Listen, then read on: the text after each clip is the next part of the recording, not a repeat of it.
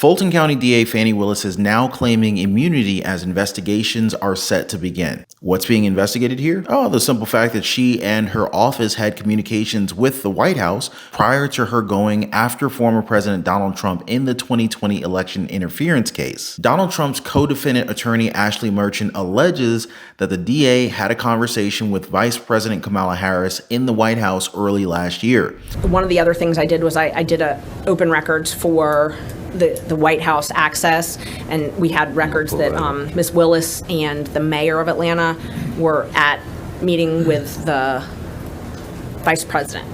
Okay, and so this is the access history. How does that work? The White House keeps records of anybody that comes in and has any kind of official meeting, for sure? Yes, and my understanding is it's highly regulated who can access the White House, and so you have to apply in person or apply ahead of time, and then they give you a time when you make the appointment, and they give you a time when you're allowed to be in and when you have to be out by, and they track you. And I mean, that makes sense. They don't want anybody lingering in the White House, but they keep that. And so they're called WAVE records, I believe is what they're called, and I'm not sure what that's an acronym for, but they're publicly available. They're open records. And this record that's shown on the screen shows Fani Willis was a visitor with V. POTUS. I presume that's Vice President of the United States? Yes, it was.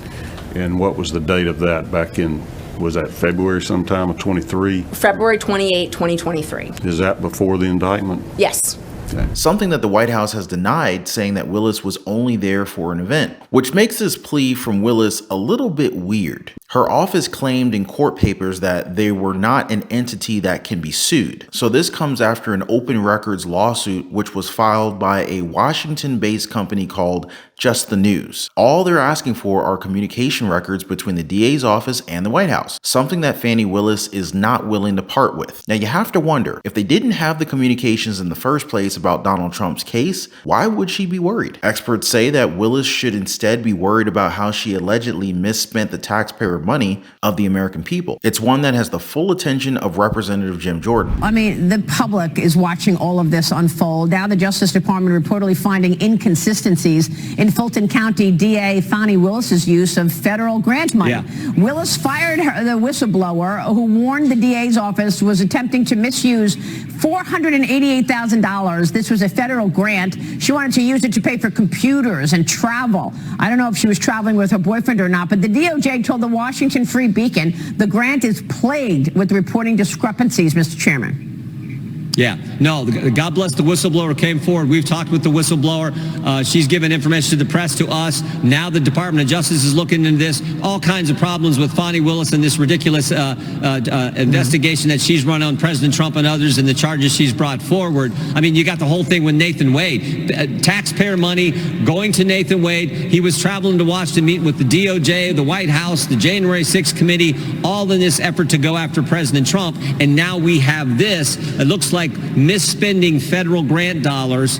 God bless the whistleblower who came forward. Now, it's a good thing that we still have honest people who are in the office to actually serve the people. Now, Willis and her office are now fighting back so that these records that show their communication with the White House aren't disclosed to the public. Many experts agree that her office is hiding something, because who would go this far to protect these documents? Because her office is citing unsettled immunities under Georgia law. They say that the records that are being requested are statutorily exempt from disclosure under Open Records Act. These journalists have been asking for these records since early this year. All Willis has to provide are records of any meetings and communications between her former special prosecutor and lover, Nathan Wade, and the White House and Justice Department officials. With them rejecting this request, it suggests that there is existing communication between these entities. Because how can you deny something that doesn't exist, right? At least that's what the critics are saying. Now, at this point, not a lot of people believe that Willis and the White House were not talking about Donald Trump's case before it even happened. This is because Willis's office admitted early this year that they had been in talks with the White House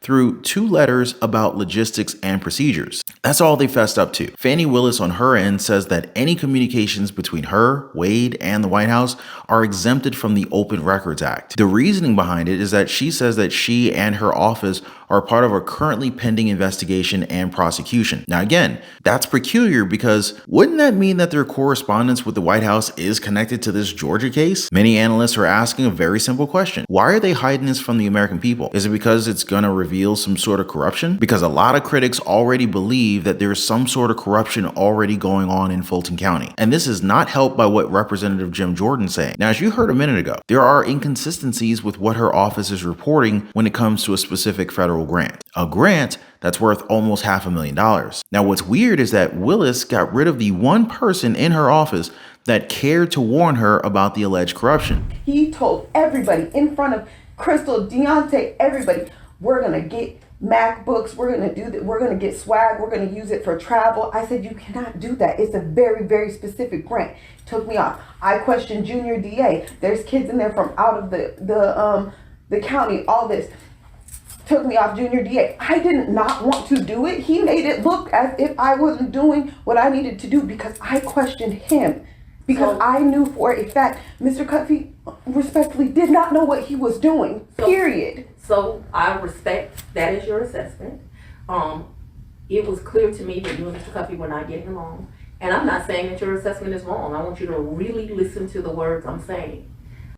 Cuffey, and this is my personal opinion, to one woman to another, is dangerous to your administration. She even had this poor woman escorted out of her office with armed guards. You want to know why Willis removed her from her position? She said that it was due to poor work performance. There's some air quotes in there that you can't see. But seriously, guys, this was in early 2022. Amanda Timpson, the whistleblower, first got in trouble when she stopped one of Willis's top aides from dipping into the federal grant that we talked about just a second ago. This money was meant for the youth to keep them away from violence, which has many critics asking how Willis could have done such a thing. And we also have a huge update here with Nathan Wade. As some of you may be aware, Wade made a killing under Fani Willis's office. It's been revealed that he's made around $700,000 while working for his ex-lover. And we also know that both individuals spent thousands of dollars on trips to several places like the Caribbean, Central America, and California. But that money seems to all be gone now. That's because Nathan Wade is now seeking an emergency hearing to lower his spousal support. These are expenses that he agreed to pay his wife Jocelyn Wade in a temporary settlement early this year. Critics are wondering just how much he and Willis spent on these vacations. And this also opens up the fact that Fani Willis herself admitted in court that she paid back Wade for these extravagant get-togethers of theirs. Which begs the question, where has all the money gone? Wade is basically saying that he's broke. In fact, his divorce lawyer filed papers recently that said due to Wade recusing himself from the Trump case and his private practice supposedly losing business, Wade is no longer in a position to meet the financial obligations that were indicated in the temporary order. This comes after Jocelyn accused him of cutting off their kids from child support. And when asked for the money,